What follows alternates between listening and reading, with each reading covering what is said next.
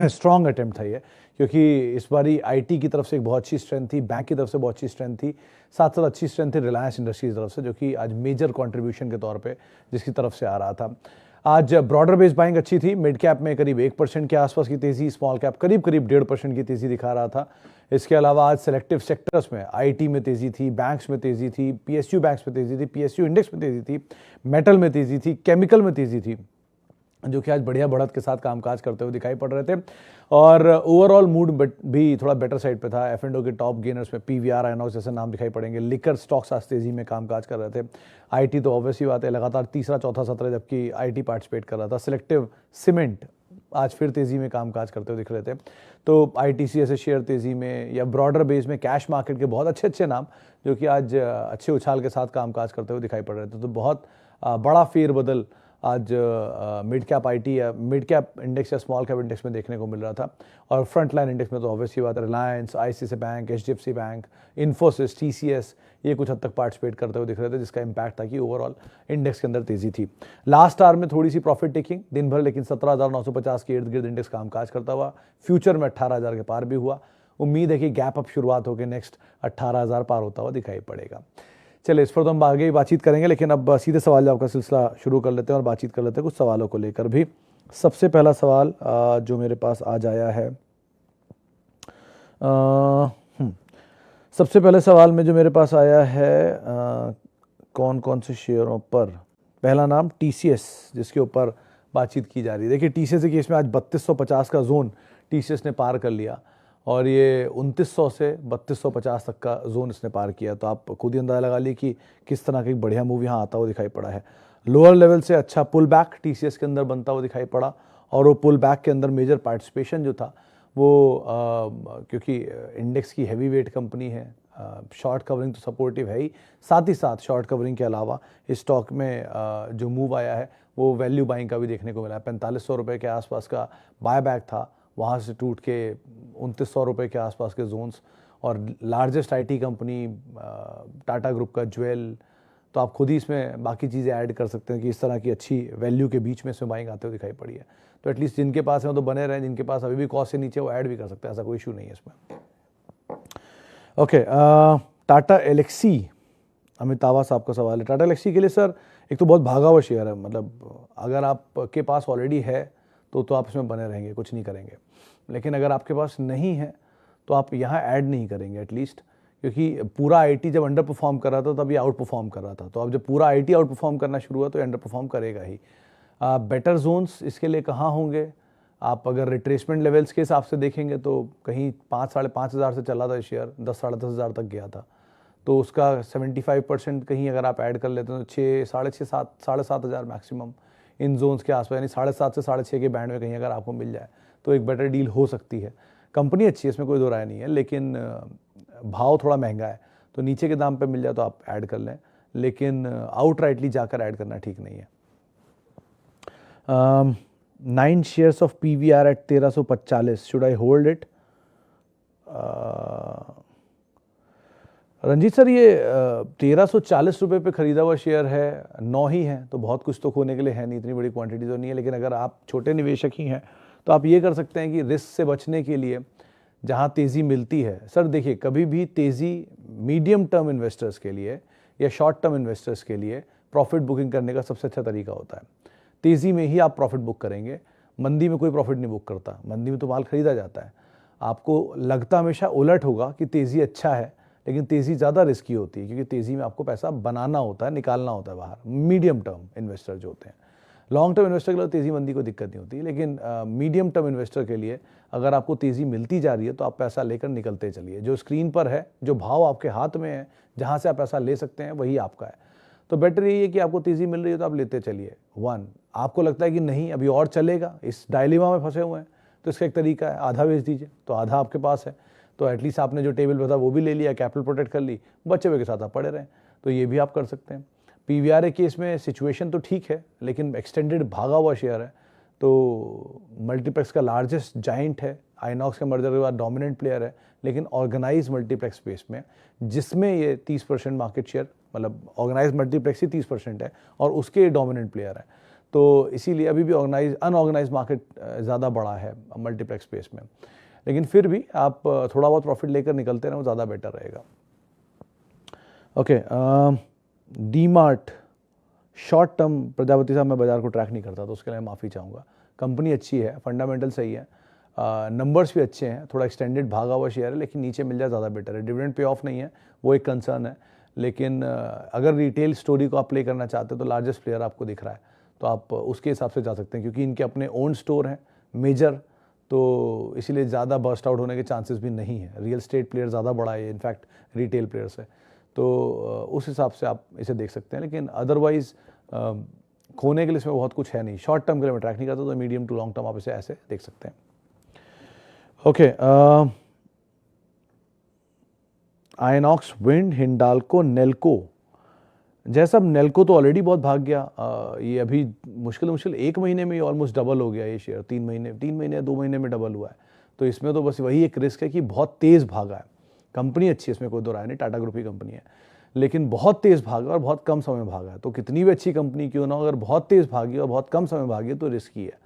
आपने ले लिया है तो बैठे रहिए शांति से, कुछ मत करिए। अगर आपने नहीं लिया है तो नीचे आ रहा है, आराम से लेते रहिए। अगर आपके पास नीचे की पोजीशन में पड़ा हुआ है तो बने रहिए, आपके दाम के नीचे आए तो और ऐड कर लीजिए।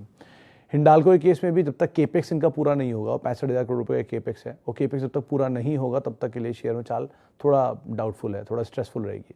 लेकिन वो केपेक्स पूरा हो गया, जो कि 3 साल में होना है, 2 साल में होना है, जैसे ही वो होगा उसके बाद सिचुएशन अलग हो जाएगी, क्योंकि ये एलरिस, नोवालिस, इन दोनों के एक्विजिशन के बाद का केपेक्स है। मेटल साइकिल घूमी है, सारा शेयर भी नीचे आ गया, इसीलिए तो वेट करिए, वेट एंड वॉच करिए। लोअर केपेक्स या लोअर मेटल साइकिल में केपेक्स करना और फिर हायर मेटल साइकिल तक वो केपेक्स रेडी हो जाना, ये किसी भी कंपनी के लिए बेस्ट टाइम होगा। तो वही अब हिंडाल्को में होगा। अगले 2 साल अगर केपेक्स जब लोअर मेटल साइकिल रहती है और वहाँ वो केपेक्स कर जाते हैं, तो जब केपेक्स मेटल साइकिल घूमेगी, यानी कि आज एल्यूमिना या एल्यूमिनियम का दाम अगर मान लीजिए 100 रुपया है और आज वो अपनी कैपेसिटी बढ़ाए जा रहे हैं, आज वो 200 यूनिट बेचते थे 100 रुपये के दाम पे, कल को वो 200 के बजाय 600 यूनिट बेचेंगे 150 रुपये के दाम पर, तो अपने आप ही अंदाज़ा लगा लिए कैसे अर्निंग्स इनकी रिवैम्प करेगी। सो बेटर यही है कि अभी तो आप बने रहें, कंपनी में तो खराबी नहीं है, लार्जेस्ट प्लेयर है इंडिया के एल्यूमिनियम की, लेकिन टाइम फ्रेम थोड़ा आपको बढ़ाना पड़ेगा। कंपनी में कोई दो राय नहीं है। HDFC लाइफ क्यों नहीं चल रहा? 681 और 500 क्वांटिटी है। सुमित सर, इसमें बहुत टाइम देना पड़ेगा, अगर आप में पेशेंस है तो ही आप बने रहिए। इक्विटी साइज़ बड़ा है इसका, एक कंपनी अच्छी है, ग्रुप अच्छा है, बट साइज़ बड़ा है इक्विटी का, जैसे ITC का है, लेकिन ये ITC जितना बड़ा नहीं है। ITC का है कहीं 1280 करोड़ शेयरों का, इसका 350 करोड़ शेयरों का साइज़ है। प्रॉफिटेबिलिटी उतनी नहीं है, लेकिन चलेगा, लेकिन पेशेंस देना पड़ेगा। अगर आप में वो है तो आप बने रहिए, वरना फिर आप ICICI प्रूडेंशियल जैसे शेयरों में जा सकते हैं या SBI लाइफ में जा सकते हैं, ज़्यादा चल रहे हैं, आउट परफॉर्म कर रहे हैं। लेकिन आउट परफॉर्मिंग शेयर में एंटर करने का मतलब अब नहीं बनता है। जो शेयर अंडर परफॉर्म कर रहा है वो आपके पास ऑलरेडी है, आउट परफॉर्मेंस वाले शेयर बहुत भाग चुके हैं, तो अब क्या ज़रूरत है? अब तो जब इतना वेट कर लिया, थोड़ा और कर लीजिए, आज तो कल परफॉर्म कर ही जाएगा। Okay, buy 100 shares at 2318, hold और सेल, व्हाट टू डू? अरे राजीव सर, आपने नाम तो लिखा ही नहीं शेयर का। HDFC लाइफ में बात कर चुके हैं, HDFC bank and United Spirits. Ghoshal साहब, पहले मैं आपको ही जवाब देता हूँ। यूनाइटेड स्पिरिट्स के बारे में मैं कई बार इसी प्लेटफॉर्म पर तर्क दे चुका हूँ और फिर दूंगा कि अगर आप कोर पोर्टफोलियो में कोई लिकर स्टॉक रखना चाहते हैं तो यूनाइटेड स्पिरिट्स को रख सकते हैं। सो फार इस कंपनी में ऐसा कोई खराबी मुझे नहीं दिखती। प्रीमियम स्पेस की कंपनी है, 72% मार्केट शेयर ओन करती है प्रीमियम स्पेस में। डियाजियो की इंडियन सब्सिडरी है, डियाजियो लिकर जाइंट है वर्ल्ड वाइड। डेट को इन्होंने ईज आउट किया है, कुछ दिन बाद कैश रिच हो जाएगी। एक स्प्लिट के बावजूद भी 75 करोड़ की इक्विटी है, तो आप मतलब बनने रहने में कोई ऐसा प्रॉब्लम नहीं है। 1-2 क्वार्टर के नंबर खराब आते तो मौका होता है नीचे लेने का। आराम से एक्यूमुलेट करिए, अगर आपके पास आपके दाम से ऊपर चला जाए तो रुक जाइए, नीचे आ जाए तो और बढ़ लीजिए, ज़्यादा बेटर रणनीति यही रहेगी। लिकर की डिमांड एटलीस्ट रहेगी कुछ टाइम तो अभी, तो उसको तो आप मान के चलिए और बने रहिए इसके साथ। तो प्रीमियम स्पेस में अच्छी कंपनी है, आप पोर्टफोलियो में रख सकते हैं अपने। रही बात HDFC बैंक की, तो HDFC बैंक को भी आप ख़राब कैटेगरी में तो नहीं डालेंगे। देश का तीसरा सबसे बड़ा कंपनी है, देश का सबसे बड़ा प्राइवेट बैंक, माफ़ कीजिएगा, मार्केट कैप के लिहाज से, और क्वालिटी कंपनी है। बैंक में एटलीस्ट अगर आप जाना चाह रहे हैं तो क्वालिटी वाइज सबसे अच्छे NPA आपको HDFC बैंक के दिखाई पड़ेंगे। NPA सबसे अच्छा मतलब सबसे अच्छी एसेट क्वालिटी HDFC बैंक की है। क्रेडिबल बैंक है, सालों से हिस्ट्री है, अच्छा सक्सेशन प्लान भी रेडी कर दिया है, तो ऐसा इसमें कोई कंसर्न नहीं है। वो आप मीडियम टर्म के भाव देख के अगर सोच रहे हैं कि चल जाए तो ऐसा नहीं होता। कोई भी निफ्टी की जो टॉप 5 या टॉप 10 कंपनी है बारिंग अदानी ग्रुप, ये सब आपको साल का 15 से 20% ही रिटर्न देंगे, चाहे आप कितनी कोशिश कर लीजिए। ये थोड़ा बहुत ऊपर जाएंगे, अगले साल उतना एडजस्ट कर लेंगे। तो इस तरह की कंपनियों को आप सिर्फ पोर्टफोलियो में कोर पोर्टफोलियो का हिस्सा बना के रखिए, जो आराम आराम से चलेंगे।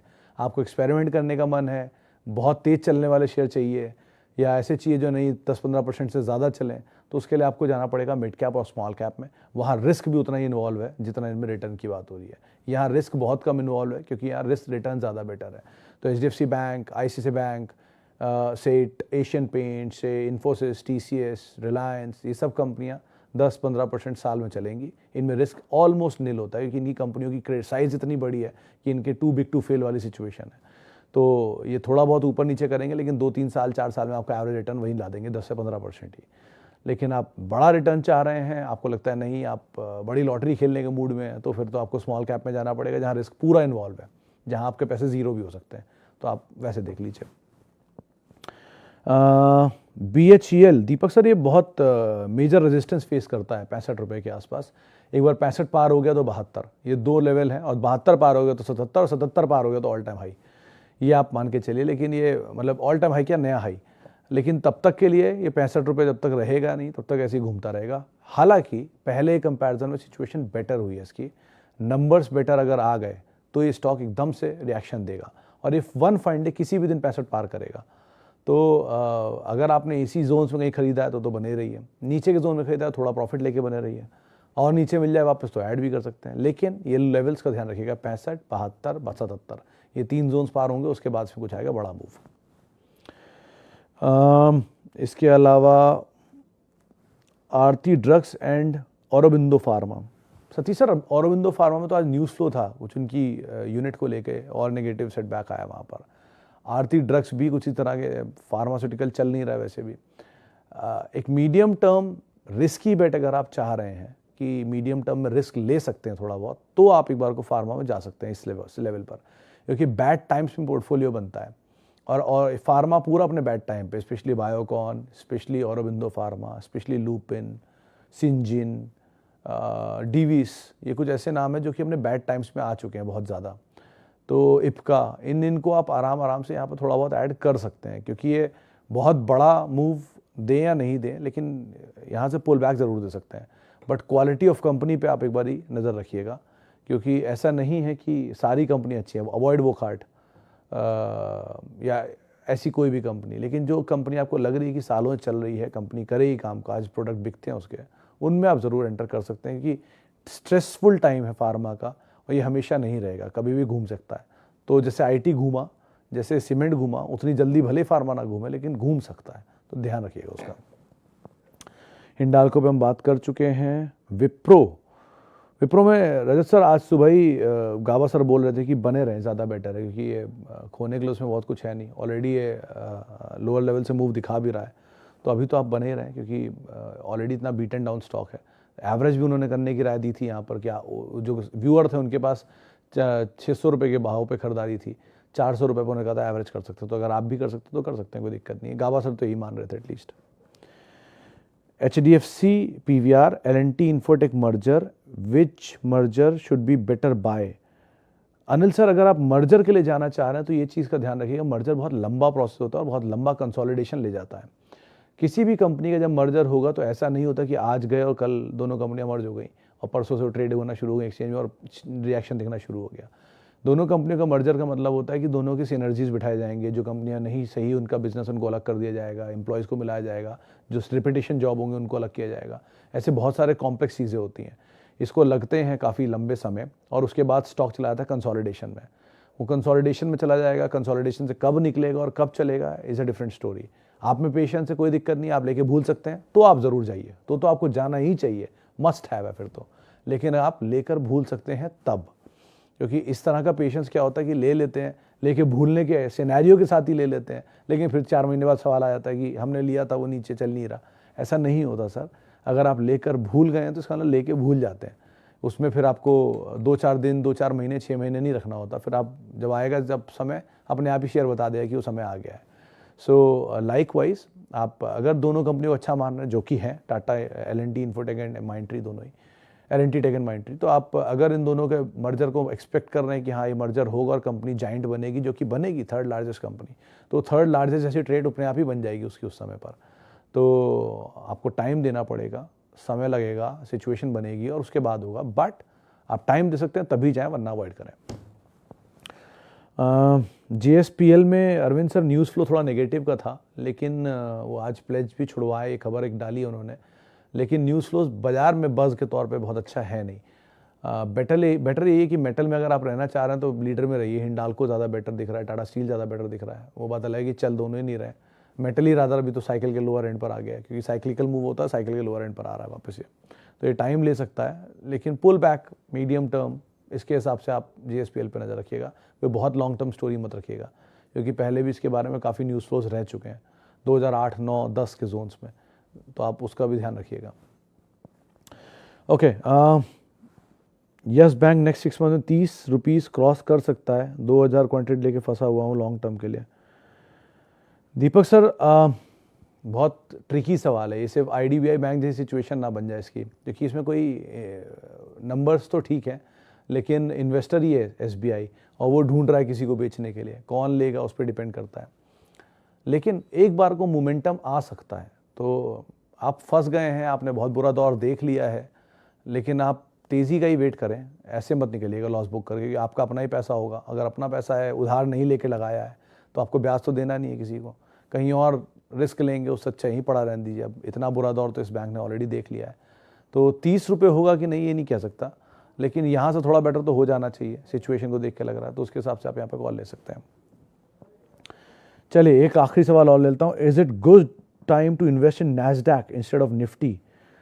सौरभ साहब, मैं थोड़ा सा कंजर्वेटिव हूँ, बिकॉज इमर्जिंग मार्केट्स में India is a better placed economy, और IT में अगर आप NASDAQ में पोजीशन लेना चाह रहे हैं तो IT में इंडिया में इतनी अच्छी वैल्यू मिल रही है, स्टॉक इतना करेक्ट हो चुके हैं, आपके पास है एक्सपोजर तो आप वहाँ ले सकते हैं, लेकिन otherwise Indian story is a better story, आप वहाँ पर ज़्यादा पैसा लगाएं। इमर्जिंग मार्केट है, कंजम्पशन ड्रिवन स्टोरी है, और अगर IT ही ढूंढ रहे हैं तो यहाँ वैल्यू भी बेटर है, तो एटलीस्ट उनके कंपैरिजन में आप यहाँ पर पैसा ज़्यादा जल्दी और ज़्यादा बेटर बढ़ा सकते हैं। चलिए इतने सवालों को मैं शामिल करूंगा, माफ़ी बहुत सारे लोगों से जिनसे आज हम बातचीत नहीं कर पाए, और बहुत बहुत शुक्रिया उन सभी लोगों का जिन्होंने सवाल पूछे। आपसे मुलाकात होगी कल मंगलवार के दिन, @सुमित रिसर्च मेरा ट्विटर हैंडल है। नमस्कार।